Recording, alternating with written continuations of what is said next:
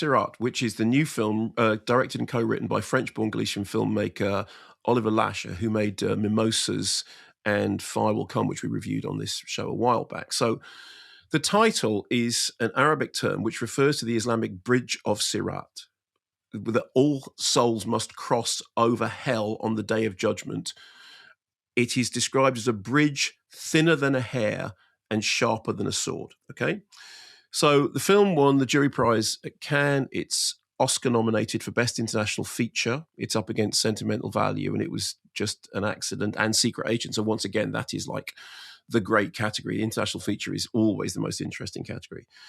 Stars Sergio Lopez, who played Captain Vidal in Pan's Labyrinth and was so magnificent in that Kristen Scott Thomas film Leaving, which I loved. So here's Luis, who's a father who arrives with his young son Esteban and a dog, Pippa, at a rave festival in a southern Moroccan desert.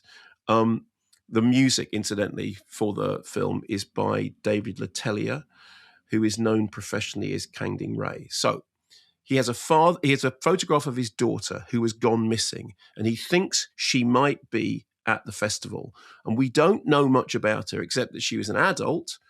Maybe she just broke off contact with her family. I'm going to play you the clip.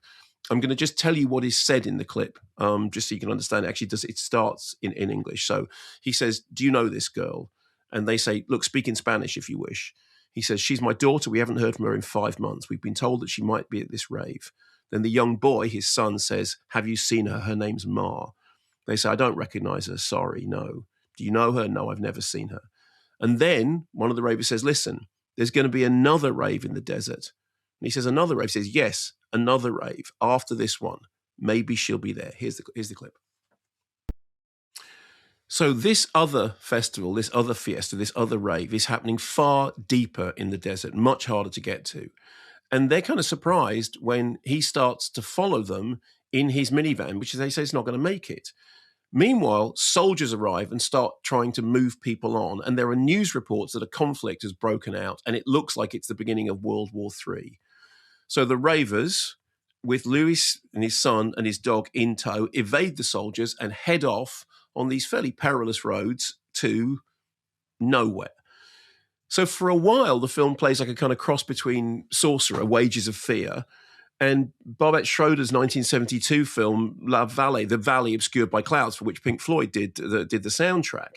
In La Vallée, the story is that there's a French consul who joins this expedition in Papua New Guinea and ends up sort of searching for this paradisial hidden valley where, you know, along the way, the shackles of civilization are abandoned and they're looking for this kind of utopia. In Wages of Fear, in Sorcerer, you've got this desperate group of men driving these trucks through incredibly inhospitable and often unearthly terrain where death lurks at every corner. In both films, the protagonists seem to be on a road to nowhere into the kind of heart of darkness. And in the case of this, that is what is going on, although the actual nature of the quest is far more kind of oblique and I think, honestly, rather more hollow. Now, the further that Luis goes on this road with his son and the dog, and the more trippy things become, mind-altering drugs, impromptu raves, I think the narrative starts to fall into self-indulgence. And then there is a problem. Now, bear in mind, people love this film. People have been very profoundly affected by this film, and I'm in the minority with this. But I have an issue with it, which is that halfway through, something really terrible happens. And I don't think the film has any idea how to deal with what the terrible thing is. And instead, what it does is it just meanders inconsequentially in the wake of not knowing how to deal with this thing.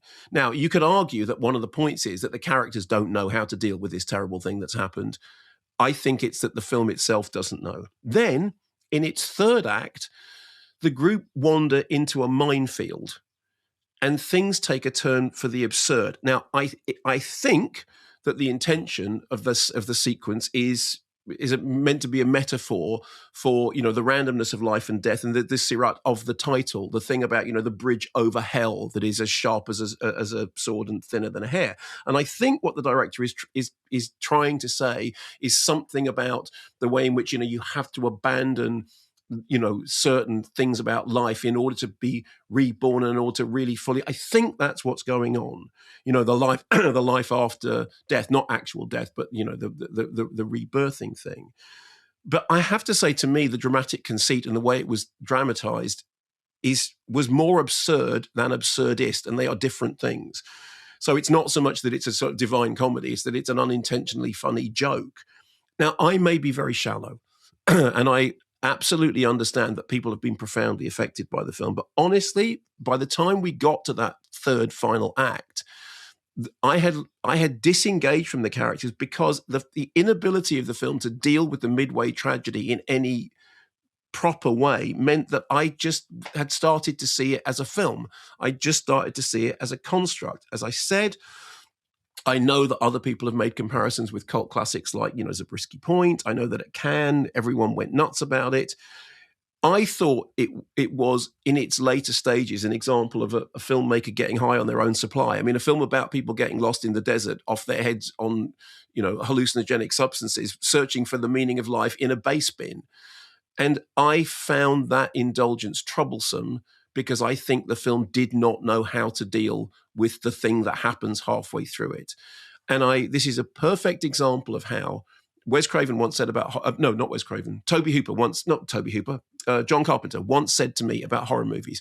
He said, the thing with horror movies is if you have to get onto an edge of terror, and if you lose the audience, you lose them big.